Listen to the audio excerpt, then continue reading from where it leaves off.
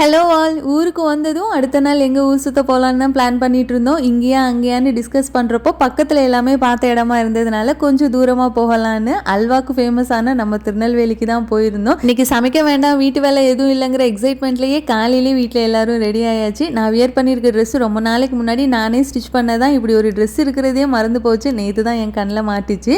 கன்னியாகுமரியிலேருந்து திருநெல்வேலி 1 மணி நேரம் தான் ஆகும். அந்த ஹைவே டிராவல் கூட சூப்பராக இருக்கும். ஃபஸ்ட்டு போனதும் நெல்லையப்பர் கோவில் தான் போயிருந்தோம். இதுக்கு முன்னாடி திருநெல்வேலி வந்தப்போ கோவிலுக்கு போக முடியல, நட சாத்தி இருந்தது. ஆனால் இந்த வாட்டி நல்ல ஃப்ரீயாக சூப்பராக சாமி தரிசனம் முடித்தோம். அப்படியே கோவிலேருந்து வெளியில் வந்து எட்டி பார்த்தா போத்தீஸ் தெரிஞ்சுது. அங்கே போய் பார்த்தா நம்மளோட குட்டி சப்ஸ்கிரைபர்ஸ், அவங்க கூடலாம் பார்த்து பேசிட்டு ஃப்ரெண்ட்ஸ் கிட்ட திருநெல்வேலியில் எந்த ஹோட்டல் ஃபேமஸ்னு கேட்டப்போ வைர மாளிகை சொன்னாங்க.